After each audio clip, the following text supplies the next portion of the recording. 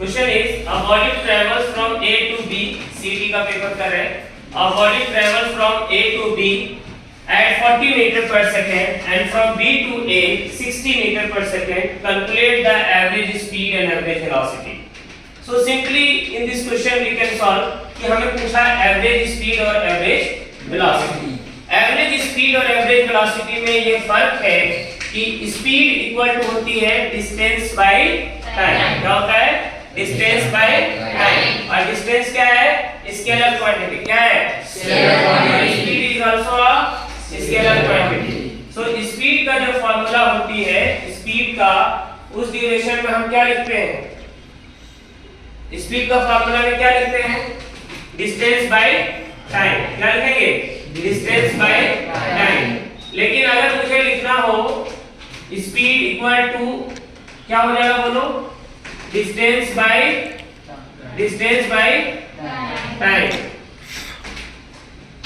लेकिन अगर मुझे वेलोसिटी लिखनी है तो क्या होगा? v vector equal to displacement by time. अब यहां से तुम कोचिंग से घर गए 2 किलोमीटर, कितना गए? 2 किलोमीटर। फिर घर से कोचिंग आए 2 किलोमीटर, टोटल डिस्टेंस कितना हो गया? 4 किलोमीटर। सो अगर कोई पूछे कि टोटल डिस्प्लेसमेंट कितना हुआ? 0। सो यहाँ पर अगर कोई एक ऑब्जेक्ट है, यहाँ पर देखो A, और ये गया B तक। कहां से गया? A से B तक। तो जाने में क्या लिया होगा? Time t1। फिर उधर से आया होगा तो टाइम कितना लिया होगा? t2। So A to B तक जाने में time t1, B to A तक आने में टाइम 2। सो अगर A से B तक जाने में अगर डिस्टेंस किया और B से A तक आने में डिस्टेंस किया तो टोटल डिस्टेंस कितना? Total time by total distance by total time. मान लो A से B गया कितना? एग्जांपल के रूप में 2 किलोमीटर, B से A आया 2 किलोमीटर, तो डिस्टेंस टोटल कितना हो गया? 4। अगर ये A से B गया 2 किलोमीटर, B से A आया तो डिस्प्लेसमेंट कितना? 0। सो यहां पर देखो A to B 40 metre, B to A 60 metre पर second, average speed average velocity. So average velocity इसका क्या हो जाएगा? 0, क्योंकि A से B तक गया, B से आया, एवरेज वेलोसिटी तो नेट 0। अब हमें निकालना क्या है? सिर्फ एवरेज स्पीड। तो एवरेज स्पीड में हमें निकालना होगा एवरेज स्पीड। क्या होता है एवरेज स्पीड का फार्मूला?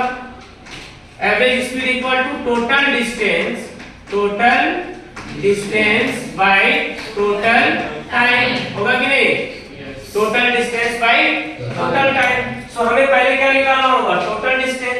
सो A से B तक जाने में मान लो x लिया, तो B से A तक आने में भी क्या होगा? x। तो टोटल डिस्टेंस कितना हो गया?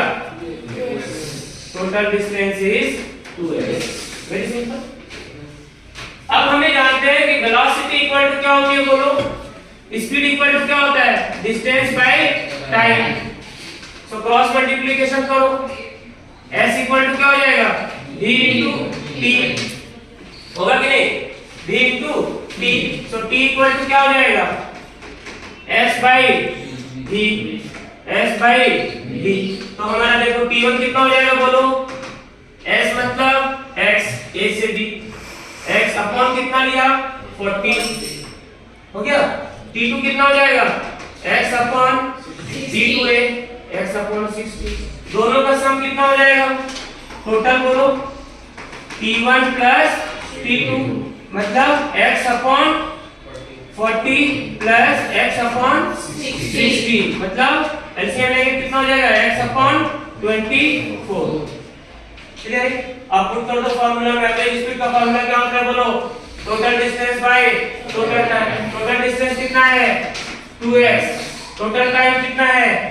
x upon 24। तो ये x कैंसिल आउट, ये 24 ऊपर चला गया तो 2 into 24 कितना हो गया? 48 मीटर पर second. So which is of right? A।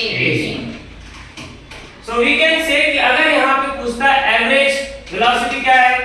0। Average velocity 0 क्योंकि A से B गया, B से A आया, तो नेट हो गया 0। डिस्टेंस कितना जाने का x? A से B तक, B से A तक 2x। टाइम जाने का t1 आने का t2। तो टोटल डिस्टेंस में टाइम कितना? t1 plus t2। क्लियर है?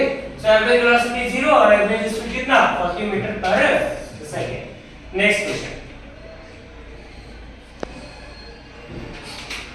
for a projectile the maximum height and horizontal range are same, the angle of projection of the projectile is this. इसमें क्या करेंगे, horizontal range क्या बोला, मैक्सिमम हाइट और horizontal range दोनों क्या है, सेम। तो इसे लिखेंगे हॉरिजॉन्टल रेंज क्या R, maximum height h, what is the formula of horizontal range, u square, याद है सबको, sin 2 theta upon g, height का formula u square sin square theta upon g, 2g, right है कि नहीं।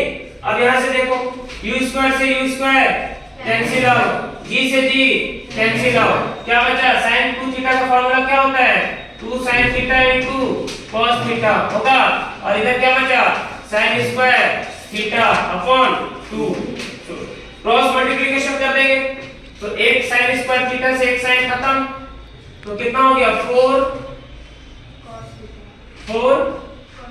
cos थीटा अपॉन इधर क्या हो जाएगा sin थीटा, होगा कि नहीं।